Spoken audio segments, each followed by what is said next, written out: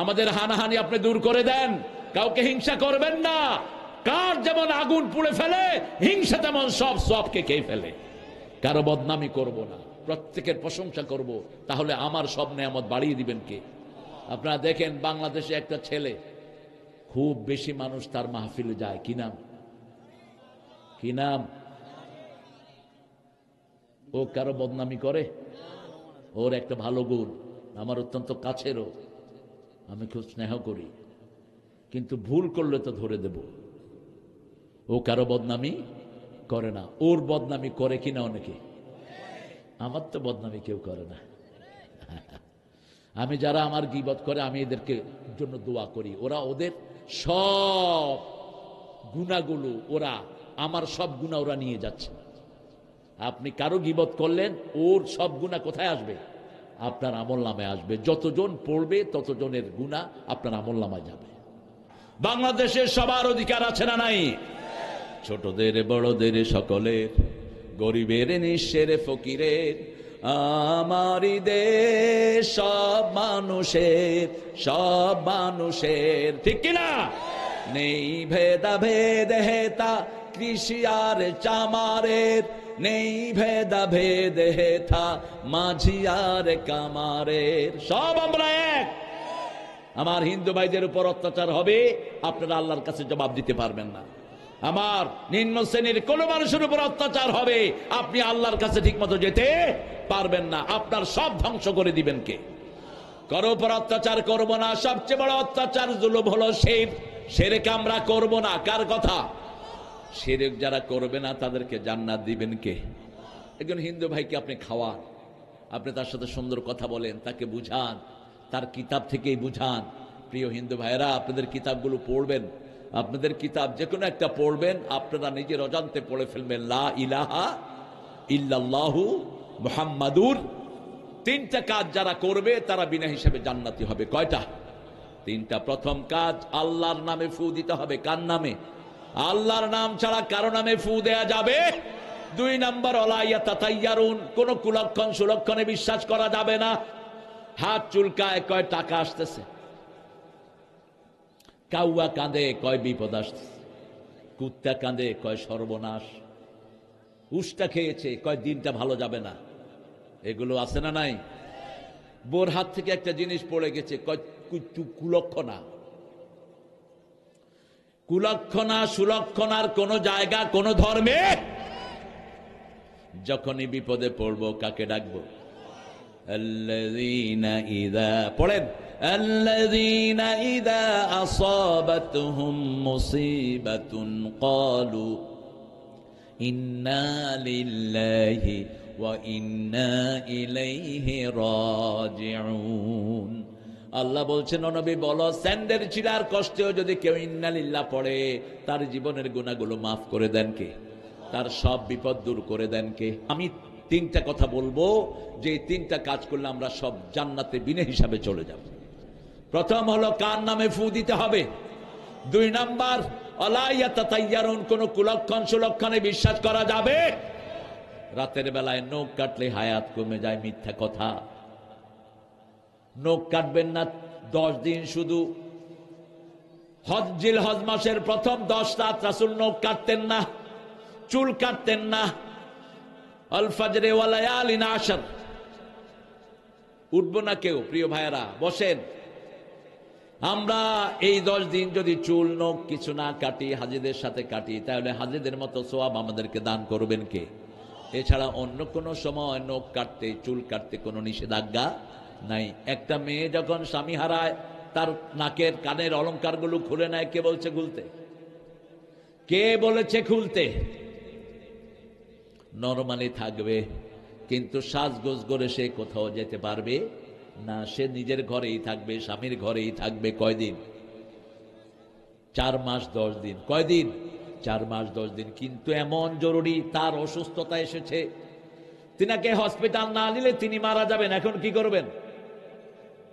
কি করবেন?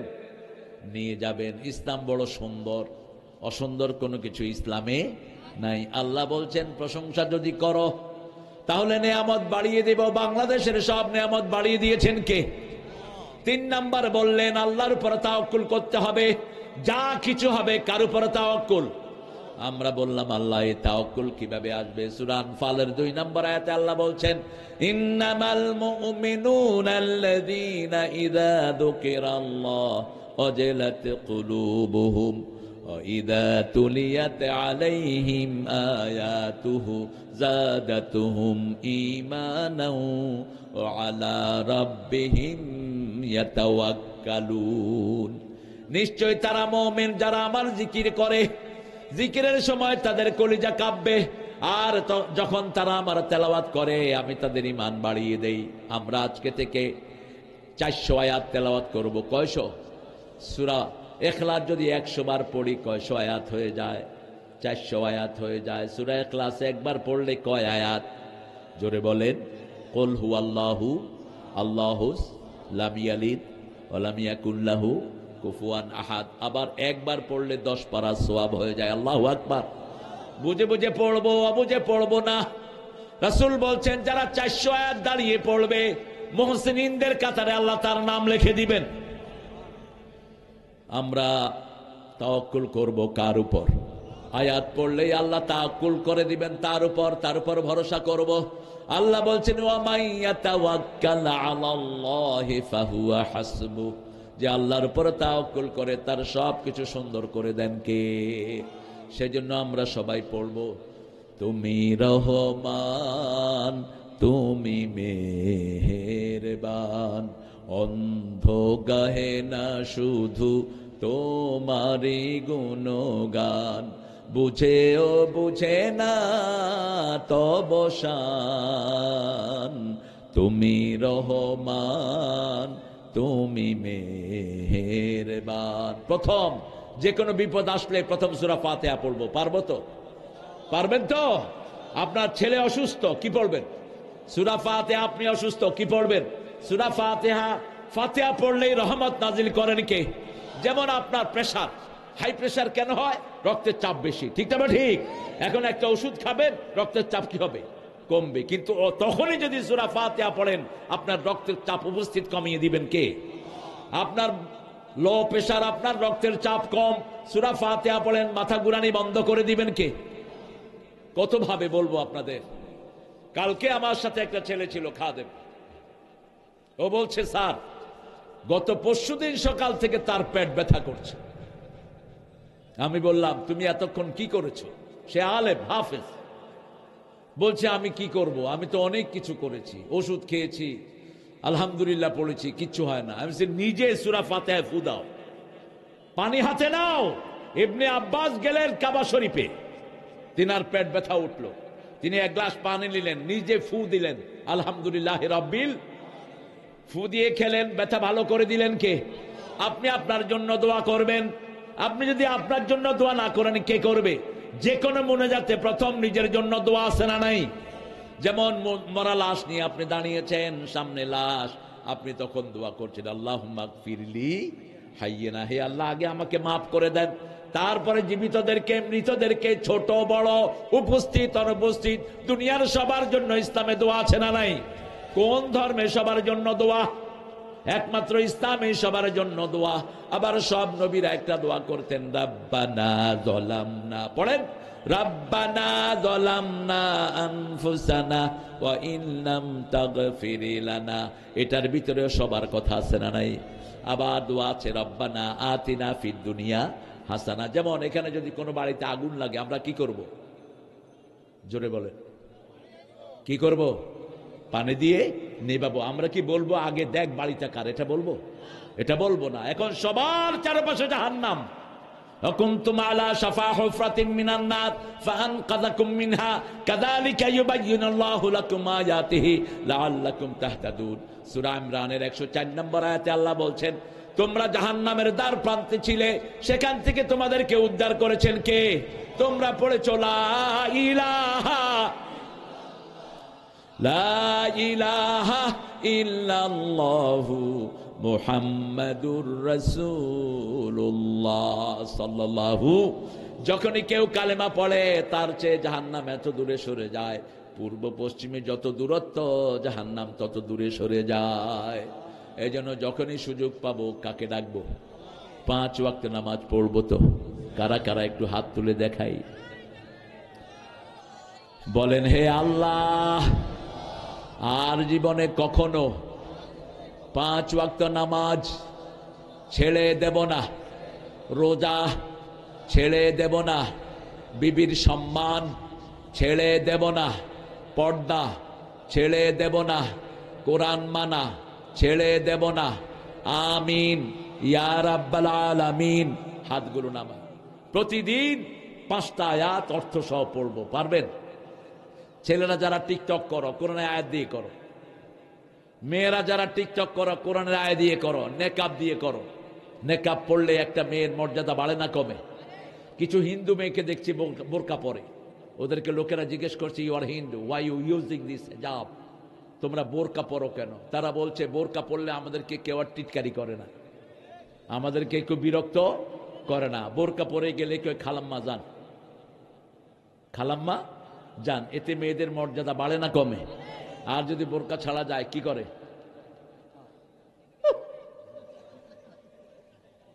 কি করে? পোলাপান যে কি দুষ্ট।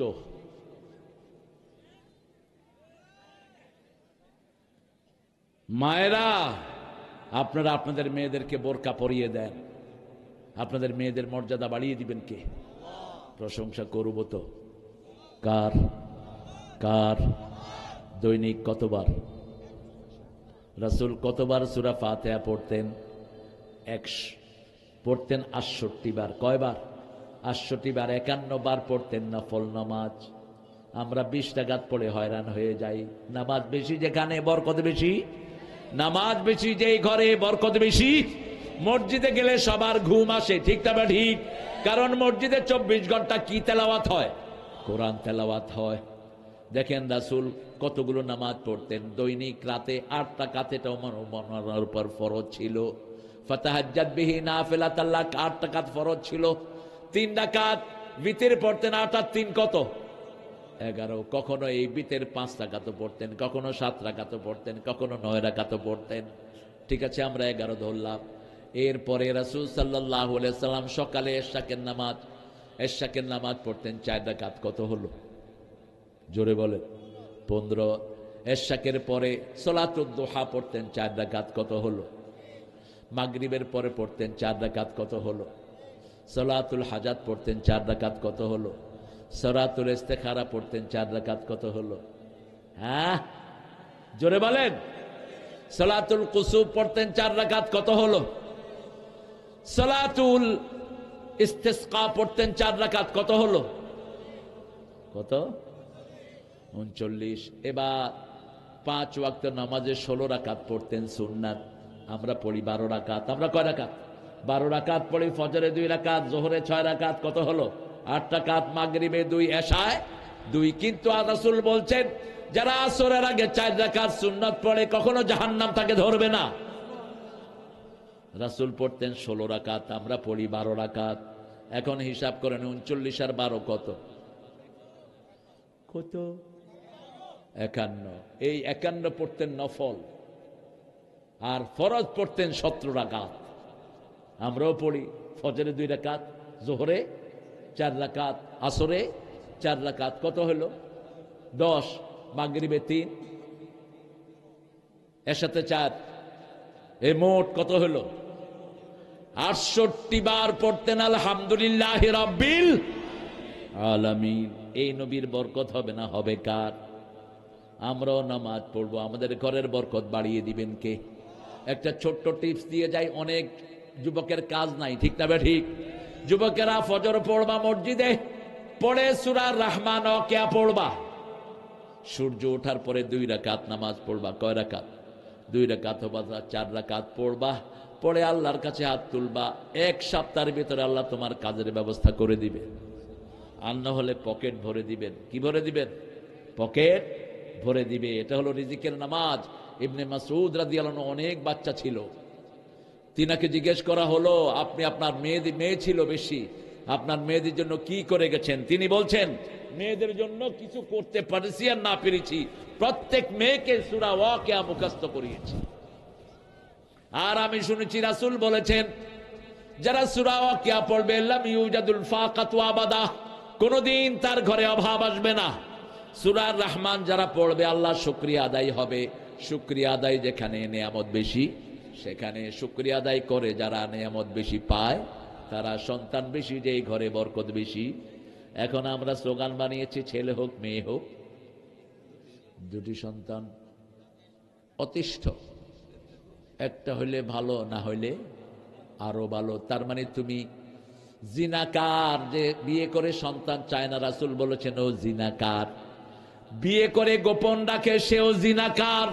বিয়ের মূল উদ্দেশ্য হলো সন্তান চাইতে হবে। অবাসা মিনহুমা রিজালান কাসীরাও ওয়া নিসাআ, রাসূল বলেছেন বেশি সন্তান দিতে পারে যেই মেয়ে তাকে বিয়ে করবা। তিনটা বর্ণনা, রাসূল বলছেন বেশি সন্তান যেই পিতামাতার হয় তারা জান্নাতি। বেশি সন্তান যেই মেয়ে দিতে পারে তাকে বিয়ে করবা। কিয়ামতের ময়দানে আমি আমার অধিক উম্মত নিয়ে আল্লাহর কাছে গর্ব করব। আর বেশি সন্তান হলে বেশি জিকির করে কার? এই যে দেখেন উত্তরবঙ্গে এসেছি, সকাল বেলায় ফজর সবার কাজ, লক্ষ লক্ষ মানুষ এসে আপনার সারা এলাকা ভরে দিয়েছেন। একবার পড়েন তো সুবহানাল্লাহ, আলহামদুলিল্লাহ, আল্লাহু আকবার, লা ইলাহা ইল্লাল্লাহ। আপনাদের জন্য এখন জান্নাতে 4টা বড় বড় গাছ হয়েছে। একটা গাছের দূরত্ব 700 মাইল, 700 বছর। একটা ঘোড়া দৌড়ায় গাছের ছায়া শেষ হবে না। এক একটা গাছের ভিতরে 70 রকমের ফল, এক এক ফলের ভিতরে 70 রকমের মজা। আরো আসতে সুবহানাল্লাহ। এখন গিয়ে আব্বা আম্মার খেদমত করব, তাহলে জান্নাতে প্রাসাদ বানিয়ে দিবেন কে? ইবাদতের পরেই পিতামাতার খেদমত। কার খেদমত? কারণ আল্লাহর পরেই আব্বা আম্মার স্থান। ওয়াকাদা রাব্বুকা আল্লা তা'বুদু ইল্লা ওয়া বিল ওয়ালিদাইনি ইহসানা, পিতামাতার প্রতি ইহসান করবা। কিভাবে ইহসান করবা? ছেলে আমার মস্ত বড় মস্ত অফিসার, মস্ত ফ্ল্যাটে যায় না দেখায় পার ও পার। আপনি এটা শোনেন, খুব কমন পড়েছে তো। নচিকাতা এই লোকটা নাস্তিক, আল্লাহকে বিশ্বাস করে না। অন্তবিহীন পথে চলাই জীবন, শুধু জীবনের কথা বলাই জীবন। মিথ্যা কথা। অন্তবিহীন পথে চলার নাম জীবন নয়, আল্লাহর পথে চলাই জীবন। ঠিক কিনা? আল্লাহর ইবাদত করাই জীবন। যে মেয়েটি রোজ রাতে বদলায় হাতে হাতে, তার অভিশাপ নিয়ে চলাই জীবন। না, যে মেয়েটি রোজ রাতে বদলায় হাতে হাতে, তাকে আল্লাহর পথে আনাই জীবন। আল্লাহর পথে শুধু চলাই জীবন, শুধু আল্লাহর কথা বলাই জীবন। ঠিক কিনা? শুরু তিনি, শেষও তিনি। একজন বানিয়েছেন, তিনি কে? আমার হিন্দু ভাইয়েরও আল্লাহকে আল্লাহ বলে, ঠিক তবে ঠিক, কিন্তু বলে এই মূর্তি, এই দুর্গা, এই কালিমা আমাকে ওখানে ওখানে নিয়ে যাবে। কোথায় যান মঈন ভাই? আল্লাহ রাব্বুল আলামিনের কাছে তৌফিক চাই। আল্লাহ আমাদের এই আসরকে আপনি কবুল করেন, আমাদের হানাহানি আপনি দূর করে দেন। কাউকে হিংসা করবেন না। কার যেমন আগুন পুড়ে ফেলে, হিংসা তেমন সব সবকে খেয়ে ফেলে। কারো বদনামি করব না, প্রত্যেকের প্রশংসা করব, তাহলে আমার সব নেয়ামত বাড়িয়ে দিবেন কে? আপনারা দেখেন বাংলাদেশে একটা ছেলে, খুব বেশি মানুষ তার মাহফিলে যায়। কি নাম?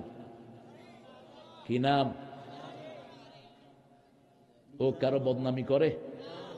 ওর একটা ভালো গুণ, আমার অত্যন্ত কাছেরও, আমি খুব স্নেহ করি, কিন্তু ভুল করলে তো ধরে দেব। ও কারো বদনামি করে না। ওর বদনামি করে কিনা অনেকে? আমার তো বদনামি কেউ করে না। আমি যারা আমার গীবত করে আমি এদেরকে জন্য দোয়া করি। ওরা ওদের সব গুনাহগুলো, ওরা আমার সব গুনাহ ওরা নিয়ে যাচ্ছে। আপনি কারো গীবত করলেন, ওর সব গুনাহ কোথায় আসবে? আপনার আমলনামায় আসবে। যতজন পড়বে ততজনের গুনাহ আপনার আমলনামায় যাবে। খবরদার কাউকে গীবত করব না, তাহলে মরা মানুষের গোশত খাওয়া যেরকম ক্ষতি, ওই গীবত করলেও এরকম জীবন এবং আখিরাতের ক্ষতি হয়। রাসূল বলছেন ফালিয়াকুল খাইরান আও লিয়াসমুত, হয় ভালো বলবা না হয় চুপ থাকবা। এখন 5টা কথা বলে দিচ্ছি, এই 5টা আমল যারা করবে কবরের হিসাব হবে না, বিনা হিসাবে জান্নাত হয়ে যাবে। প্রথম জুমাবারে যারা মারা যায় তাদের হিসাব হবে না। কে নিবেন না? আল্লাহ নিবেন না। 2 নম্বর যারা সূরা মুল্ক পড়বেন তো যে কোনো এক সময় পড়েন, মূলকে বন্ধু বানান, রাতের বেলায় পড়লে বেশি ভালো। 3 নাম্বার, যারা শহীদ হয়, শহীদ হতে রাজি আছেন তো? হাত তুলে দেখা দাও মুসলমান।